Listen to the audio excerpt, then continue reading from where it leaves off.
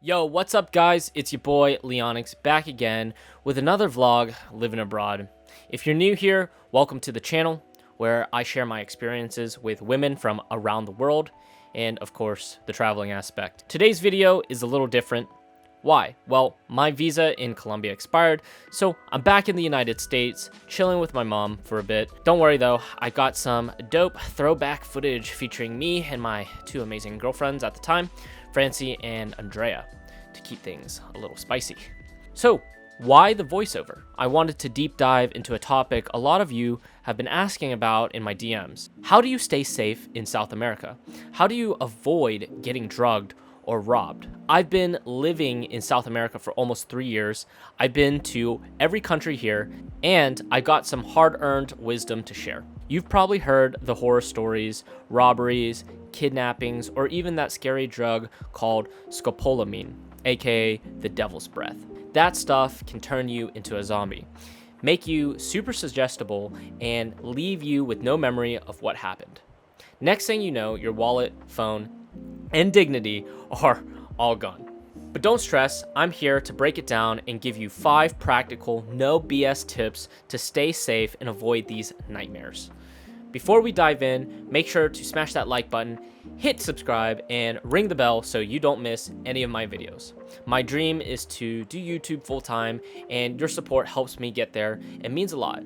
If you want to go the extra mile, check out my Patreon, link in the description.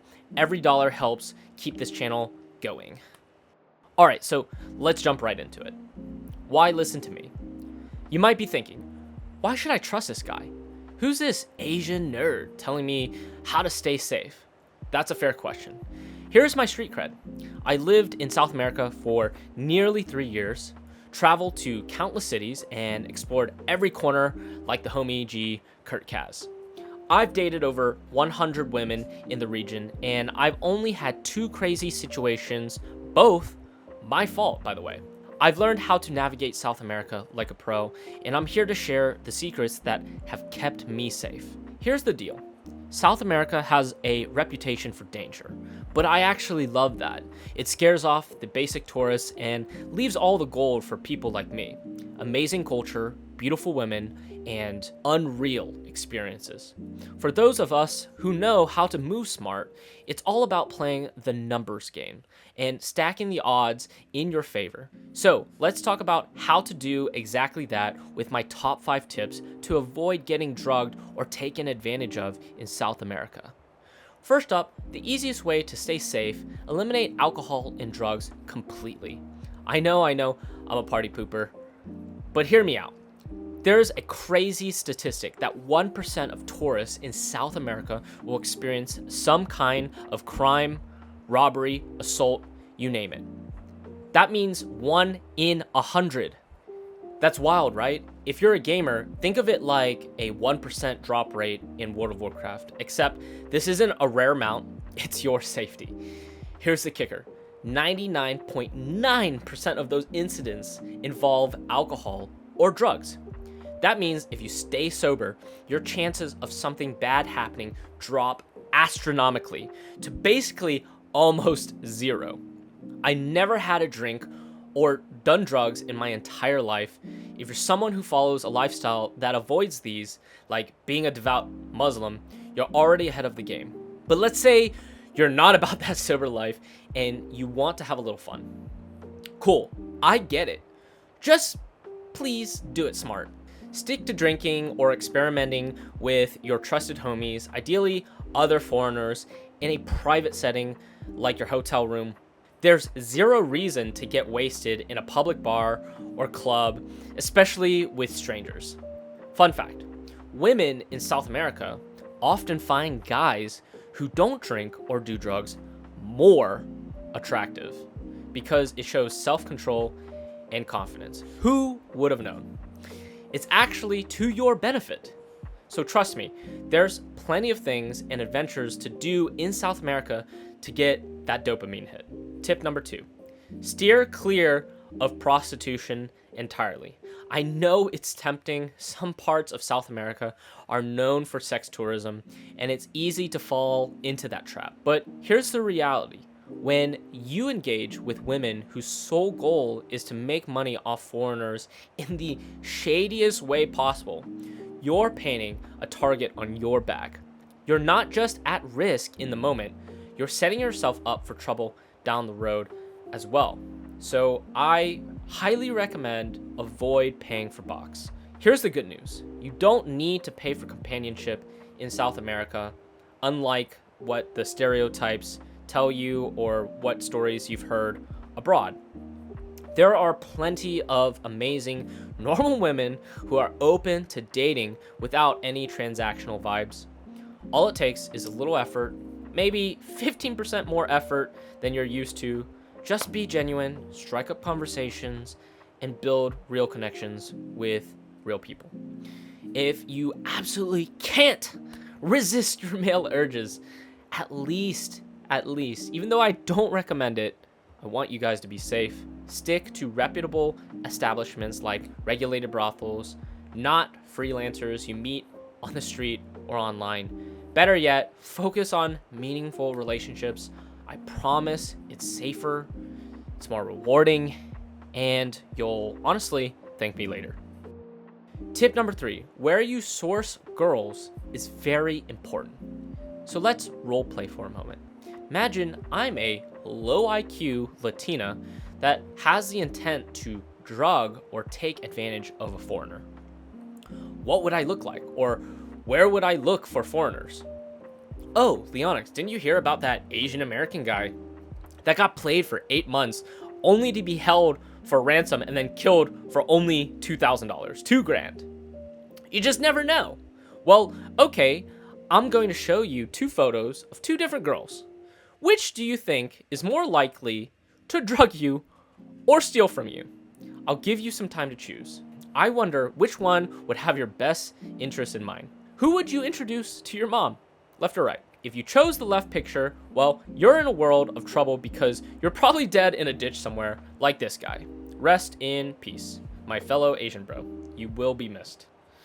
Now, if you chose the one on the right, congratulations. You found yourself a die-hard mamacita that will cook, clean, and do whatever you say. Where do you guys think these dangerous women would be? Where would their hunting grounds be waiting for prey? Dating apps, the dreaded Tinder. Whatever you do, do not use Tinder or dating apps. I'm begging you. I'm telling you, you can find beautiful women at every corner you turn by cold approach or Instagram. I would categorize these women into short-term or long-term relationships. I'm not saying you can't have sex with girls in South America that have neon hair or have a ton of tattoos, but I would question them as long life partners. You want to put your effort into good investments. The point is, use common sense, gentlemen. Is she only looking for money? Does she have a normal job? Does she have a good relationship with her family? Use that extra 15% of brain power and some common sense to avoid heartbreak or even worse, death. Tip number 4, mirror the numbers. What do I mean by that? Never put yourself in a situation where you're outnumbered, like a 1v2 or 1v3 scenario, and so on. If someone's trying to drug or scam you, they often work with an accomplice. One person distracts you while the other sets you up. To counter this, always roll with a crew. If you're hanging out with 2 strangers, make sure you got 2 trusted friends with you. 3 strangers, bring 3 homies. You get the idea. So on and so on. Be open with your buddies about who you're with and what you're doing. A quick, hey, I'm chilling with this person can go a long way. Having extra sets of eyes around makes it way harder for anyone to pull something shady. And don't get caught up in the fantasy of having a wild night with multiple people. Rose-tinted glasses will blind you to the red flags. Stay sharp and keep the numbers more in your favor, or at least, at the very least, at least even. Tip number 5, build a solid relationship with your security. Whether you're staying at a hotel or an Airbnb, make sure there's security on site. Ideally at the entrance. Good security will check IDs of anyone you bring over and might even require your approval before letting guests leave. So when they leave by themselves, security will actually just call you to make sure that you're okay before letting them leave out of a locked door. That's a huge deterrent for anyone thinking about pulling something shady. Take it a step further, get to know your security. I always bring them a small gift like a 6-pack of beer. Well, I buy a 6-pack of beer and then I slow drip it. I'll just drop some beers off, or even some snacks to just show appreciation. It's not about bribing them, it's about making sure they remember you. So for me, I'm the Asian guy with white hair who's friendly and hooks them up with a cold brew every once in a while, every now and then. If something goes awry or something goes wrong, they're way more likely to have your back. Trust me, a little kindness goes a long way. All right, so there you have it.